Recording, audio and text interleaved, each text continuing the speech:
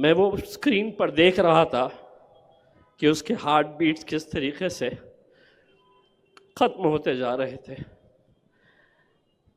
शायद वो अपने बच्चे की आवाज़ खामोशी में भी सुन रही, तो मैं अपनी माँ को वक्त नहीं देता था जितना वो चाहती थी।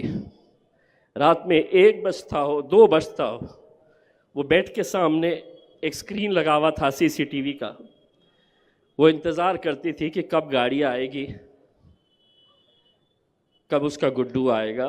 किसी की नाराज़गी इम्तियाज़ जलील से अगर हो सकती है तो इम्तियाज़ जलील के ख़िलाफ़ आप फ़ैसला लें, लेकिन मेरे छोटे भाई नासिर सिद्दीकी का क्या कसूर है? नासिर सिद्दीकी के लिए क्यों नहीं आवाज़ उठाई गई? हम जीत रहे हैं मेरे भाई।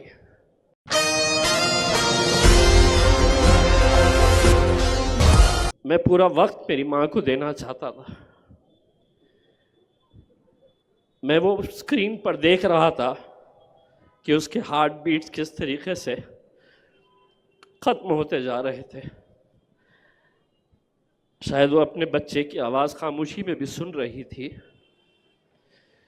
कि ये सब छोड़ना चाहता है, अपनी आवाम की मोहब्बत, ना उसको MP चाहिए ना MLA चाहिए, वो मेरे साथ रहना चाहता है।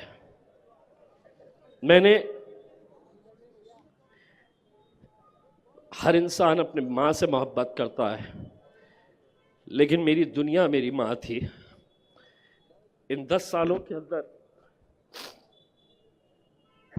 मैं अगर लोगों के करीब गया तो मैं अपनी माँ को वक्त नहीं देता था जितना वो चाहती थी। रात में 1 बजता हो 2 बजता हो, वो बेड के सामने एक स्क्रीन लगा हुआ था CCTV का। वो इंतज़ार करती थी कि कब गाड़ी आएगी, कब उसका गुड्डू आएगा।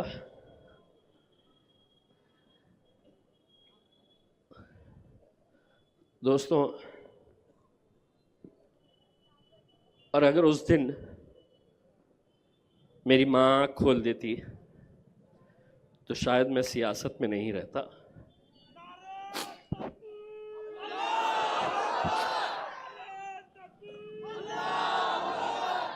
क्योंकि दुनिया में तुम हर चीज़ पा सकते हैं, दौलत, शोहरत, नाम, हर चीज़ तुम्हें मिल सकती है। नौजवानों, मैं तुमसे ही अपील करना चाहूँगा, ये दौलत को जाने मत देना। बहुत खुशनसीब है वो लोग जिनकी माएँ हैं। मेरे वालिद साहब का इंतकाल करीब 30 साल पहले हुआ, तो मुझे बड़ा एक भाई की हैसियत से, नतीजा कुछ भी आए, एक बात यहाँ से ज़रूर लेकर जाना, मुझे वोट देना नहीं देना, मुझे इतना अफसोस नहीं होगा, लेकिन कभी किसी की माँ मिल जाए मुझे और वो मुझसे अगर ये कहे कि बेटा तुम्हारे बोलने की वजह से हमारा बेटा अब हमें मोहब्बत से देखता है, गले लगाता है, प्यार करता है, तो मैं समझूंगा इसमें मेरी जीत है मेरे भाइयों।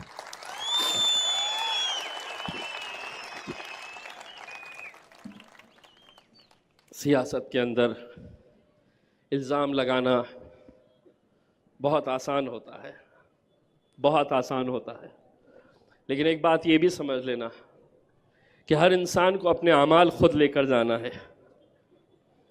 आपके अमाल आपके साथ जाएंगे, मेरे अमाल मेरे साथ जाएंगे।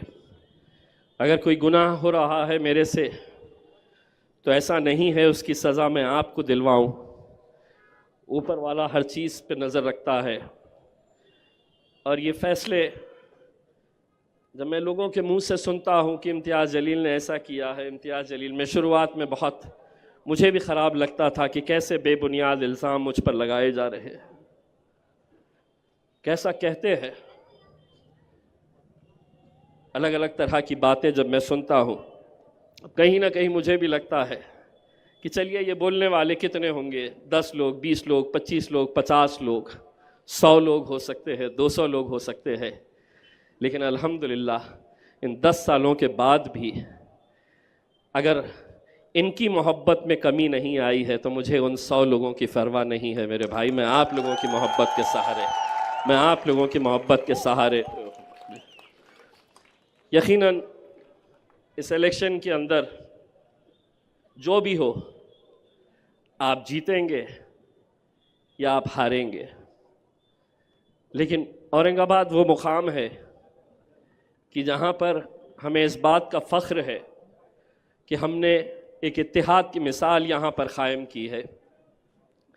यहाँ से हम एमएलए जीते, यहाँ से हम एमपी बनकर गए, पूरे हिंदुस्तान को दिखाए हमने कि हमारा इत्तेहाद क्या हो सकता है। किसी की नाराज़गी इम्तियाज़ जलील से अगर हो सकती है तो इम्तियाज़ जलील के ख़िलाफ़ आप फ़ैसला लें, लेकिन मेरे छोटे भाई नासिर सिद्दीकी का क्या कसूर है? नासिर सिद्दीकी के लिए क्यों नहीं आवाज़ उठाई गई? हम जीत रहे हैं मेरे भाई। इंशाअल्लाह नासिर सिद्दीकी औरंगाबाद से एमएलए बनकर ज़रूर जाएगा मेरे भाई, ज़रूर जाएगा। बस आप लोगों से इतनी इल्तिजा करना चाहूँगा कि 20 तारीख के दिन अगर हमारा वोटिंग परसेंटेज अगर 80% से कम है तो आप समझ लीजिएगा कि 23 तारीख तक इंतज़ार करने की ज़रूरत नहीं रहेगी। हमारा फ़ैसला 20 तारीख के दिन ही हो जाएगा, क्योंकि उन इलाक़ों के अंदर जिस तरीक़े की वोटिंग की तैयारियां की जा रही है, 5 महीने पहले लोकसभा का जब इलेक्शन हुआ तो 30%, 22%, 52%,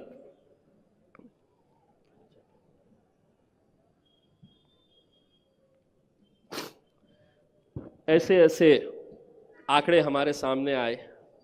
क्या वजह है कि बाकी के 45%, 48% लोग क्यों वोट डालने के लिए नहीं जाते हैं? आप निकलिए मेरे भाइयों, इलेक्शन के दिन बहुत साजिशें होने वाली है, बहुत हथकंडे अपनाए जाने वाले हैं। आपके इलाके का माहौल ख़राब करने की कोशिशें की जाएगी ताकि आपके हमारे घर की माएँ और बहनें ना निकल सके। यह आपकी ज़िम्मेदारी है।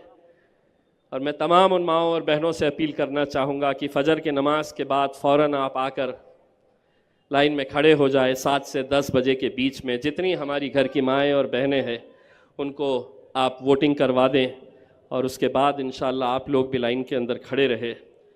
बस जाते जाते फिर से एक बात कहना चाहूँगा, मेरा यकीन बहुत है इस बात के ऊपर, तो इज़्ज़ु मन तशा तज़िल्लु मन तशा, इज़्ज़त का और ज़िल्लत का देने वाला खुदा है मेरे भाइयों। बहुत बहुत शुक्रिया, जज़ाकल्लाह।